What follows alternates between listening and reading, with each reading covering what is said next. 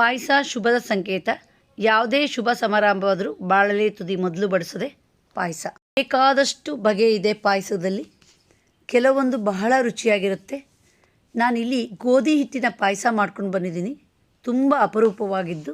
ಇದರ ರುಚಿ ನೋಡಬೇಕು ಅಂದರೆ ನೀವು ವಿಡಿಯೋ ಪೂರ್ತಿ ನೋಡಿ. ಈಗ ಪಾಯಸ ಮಾಡೋಣ. ಒಲೆ ಮೇಲೆ ಬಾಣಲೆ ಇಟ್ಕೊಂಡಿದ್ದೀನಿ. ನಾನು 1 ಸ್ಪೂನಷ್ಟು ತುಪ್ಪ ಹಾಕಿದ್ದೀನಿ. ಈಗ 2 ಸ್ಪೂನಷ್ಟು ನಾನು ಗೋಧಿ ಹಿಟ್ಟನ್ನು ಹಾಕ್ತೀನಿ. ಗೋಧಿ ಹಿಟ್ಟನ್ನು ಪರಿಮಳ ಬರುವಷ್ಟು ಸಣ್ಣ ಉರಿಲಿ ಹುರಿಬೇಕು. ಅಂದರೆ ಅದು ಬಾಣಲೆಯಿಂದ ಕ್ಲೀನಾಗಿ ಜಾರುತ್ತೆ ಹಿಟ್ಟು, ಅದೇ ಹದ. ನೋಡಿ ಈಗ ಹುರಿತಾ ಇದ್ದೀನಿ. ಯಾರಾದರೂ ಗೆಸ್ಟ್ ಮನೆಗೆ ಬಂದಾಗ ಏನಾದರೂ ಪಾಯಸ ಮಾಡಬೇಕು ಅಂದರೆ ಇದನ್ನು ದಿಢೀರಾಗಿ ಮಾಡಬಹುದು. ಈ ಪಾಯಸ ಕುಡಿದ್ರೆ ಒಂದು ಸ್ವಲ್ಪನೂ ಗೊತ್ತಾಗಲ್ಲ ಗೋಧಿ ಹಿಟ್ಟಿನ ಪಾಯಸ ಅಂತ, ಅಷ್ಟು ರುಚಿಯಾಗಿರುತ್ತೆ. ನೋಡಿ ಈಗ ಬಾಣಲೆಯಲ್ಲಿ ಗೋಧಿ ಹಿಟ್ಟು ಎಷ್ಟು ಚೆನ್ನಾಗಿ ಜಾರ್ತಾ ಇದೆ ಅಂತ. ಈಗ ಹುರಿದಾಯಿತು. ಗ್ಯಾಸ್ ಆಫ್ ಮಾಡೋಣ. ಒಲೆ ಮೇಲೆ ಒಂದು ಪಾತ್ರೆ ಇಟ್ಟಿದ್ದೀನಿ. ನಾನು 2 ಲೋಟದಷ್ಟು ನೀರು ಹಾಕಿದ್ದೀನಿ. ಪರಿಮಳಕ್ಕೆ ಏಲಕ್ಕಿ ಪುಡಿ ಹಾಕ್ತೀನಿ. ರುಚಿಗೊಂಚೂರು ಉಪ್ಪು ಹಾಕ್ತೀನಿ. ಈಗ ನೀರು ಸ್ವಲ್ಪ ಕುದೀಲಿ. ನಾನಿಲ್ಲಿ ಸಿಹಿಗೆ ಒಂದು ಅಳತೆಯಲ್ಲಿ ಸಕ್ಕರೆ ಹಾಕ್ತೀನಿ. ಸ್ವಲ್ಪ ಮಿಕ್ಸ್ ಮಾಡೋಣ. ಸಕ್ಕರೆ ಹಾಕೋದು ಬೇಡ ಅಂದರೆ ಉಂಡೆ ಬೆಲ್ಲ ಹಾಕ್ಬೋದು. ಡಬ್ಬದ ಬೆಲ್ಲ ಹಾಕಿದರೆ ಅಷ್ಟು ಚಂದ ಬಣ್ಣ ಬರೋಲ್ಲ. ಈಗ ಬಾಣಲೆಯಲ್ಲಿ ಹುರಿದಿಟ್ಟು ಗೋಧಿ ಹಿಟ್ಟು ತಣ್ಣಗಾಗಿದೆ. ಇದಕ್ಕೀಗ ಒಂದು ಅರ್ಧ ಲೋಟದಷ್ಟು ನೀರು ಹಾಕಿ ಚೆನ್ನಾಗಿ ಮಿಕ್ಸ್ ಮಾಡಬೇಕು. ಸ್ವಲ್ಪನೂ ಗಂಟಿರಬಾರ್ದು. ಈಗ ಮಿಕ್ಸ್ ಮಾಡ್ತಾಯಿದ್ದೀನಿ. ಸ್ವಲ್ಪ ದಪ್ಪ ಆಗಿದೆ. ಇನ್ನೊಂದು 1/4 ಲೋಟದಷ್ಟು ನೀರು ಹಾಕೋಣ. ಆವಾಗ ಚೆನ್ನಾಗಿ ಮಿಕ್ಸ್ ಆಗುತ್ತೆ. ಈ ಹದದಲ್ಲಿ ನಾವು ಗೋಧಿ ಹಿಟ್ಟನ್ನ ಕದರಿ ಇಟ್ಕೋಬೇಕು.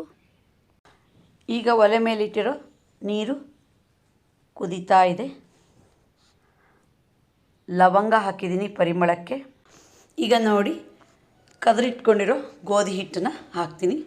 ಸೌಟು ಬಿಡಬಾರ್ದು, ಹಾಗೆ ಮೊಗುತ್ತಾ ಇರಬೇಕು, ಇಲ್ಲದಿದ್ದರೆ ಉಂಡೆ ಗಟ್ಟಿಬಿಡುತ್ತೆ. 2 ಸ್ಪೂನು ಗೋಧಿ ಹಿಟ್ಟಲ್ಲಿ 5ರಿಂದ 6 ಲೋಟದಷ್ಟು ಪಾಯಸ ಮಾಡ್ಬೋದು. ಈಗಲೂ ಪಾಯಸಕ್ಕೆ ಕಾಯಿ ಹಾಕಿದರೆ ತುಂಬ ರುಚಿ ಕೊಡುತ್ತೆ. ನಾನಿಲ್ಲಿ 1 ಹೋಳು ಕಾಯಿ ಹೂವನ್ನು ತೆಗೆದು ಮಿಕ್ಸಿ ಜಾರಿಗೆ ಹಾಕಿ ರುಬ್ಬಿ ಹಾಲನ್ನು ತೆಗೆದಿಟ್ಕೊಂಡಿದ್ದೀನಿ. ಈಗ ನೋಡಿ ಕಾಯಿ ಹಾಲನ್ನು ಪಾಯಸಕ್ಕೆ ಹಾಕೋಣ. ಈಗ ಕುದೀತಾ ಇರೋ ಪಾಯಸಕ್ಕೆ ಕಾಯಿ ಹಾಲನ್ನು ಹಾಕೋಣ. ಮತ್ತೊಮ್ಮೆ ಮೊಗಚೋಣ. ಹೆಚ್ಚು ಕುದಿಸ್ಬಾರ್ದು ಕಾಯಿ ಹಾಲು ಹಾಕಿದ ಮೇಲೆ. ಈಗ ನೋಡಿ ಗೋಧಿ ಹಿಟ್ಟಿನ ಪಾಯಸ ಕುದೀತಾ ಬಂತು. ನಾನು ದ್ರಾಕ್ಷಿ ಮತ್ತು ಗೋಡಂಬಿ 2 ಸ್ಪೂನಷ್ಟು ತುಪ್ಪದಲ್ಲಿ ಕರೆದಿಟ್ಕೊಂಡಿದ್ದೆ. ಈಗ ಈ ಪಾಯಸಕ್ಕೆ ಮಿಕ್ಸ್ ಮಾಡ್ತೀನಿ. ಕೊನೆಯಲ್ಲಿ ರುಚಿ ಕೊಡೋದೆ ದ್ರಾಕ್ಷಿ ಮತ್ತು ಗೋಡಂಬಿ. ಈಗ ಗ್ಯಾಸ್ ಆಫ್ ಮಾಡೋಣ. ನೋಡಿದ್ರಲ್ಲ, ರುಚಿಯಾದ ಗೋಧಿ ಹಿಟ್ಟಿನ ಪಾಯಸ ರೆಡಿ ಆಯಿತು. ಬಹಳ ಅಪರೂಪದ ಪಾಯಸ ಅಂತ ಹೇಳ್ಬೋದು. ಇದೆಷ್ಟೋ ಜನಕ್ಕೆ ಗೊತ್ತಿಲ್ಲ. ಗೋಧಿ ಕಡಿ ಪಾಯಸ ಮಾಡ್ತಾರೆ, ಆದರೆ ಗೋಧಿ ಹಿಟ್ಟಿನ ಪಾಯಸ ಮಾಡೋರು ಕಮ್ಮಿ. ಬಹಳ ರುಚಿಯಾದ ಗೋಧಿ ಹಿಟ್ಟಿನ ಪಾಯಸದ ವಿಡಿಯೋ ನೋಡಿದ್ರಲ್ಲ, ನೀವು ಒಂದು ಸರಿನಾರು ಮಾಡಿ ಇದರ ಟೇಸ್ಟ್ ನೋಡಿ. ಗಸಗಸೆ ಪಾಯಸದ ರುಚಿಯನ್ನು ಮೀರಿಸುತ್ತೆ ಈ ಪಾಯಸ. ನೋಡಿ ನಾನು ಒಂದು ಬೌಲಿಗೆ ಹಾಕಿಟ್ಕೊಂಡಿದ್ದೀನಿ.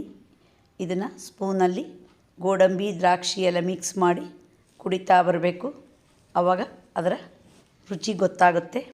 ನೋಡಿದ್ರಲ್ಲ ವಿಡಿಯೋ, ನಿಮಗಿಷ್ಟ ಆದರೆ ಲೈಕ್ ಮಾಡಿ, ಶೇರ್ ಮಾಡಿ, ಸಬ್ಸ್ಕ್ರೈಬ್ ಮಾಡಿ. ಧನ್ಯವಾದಗಳು.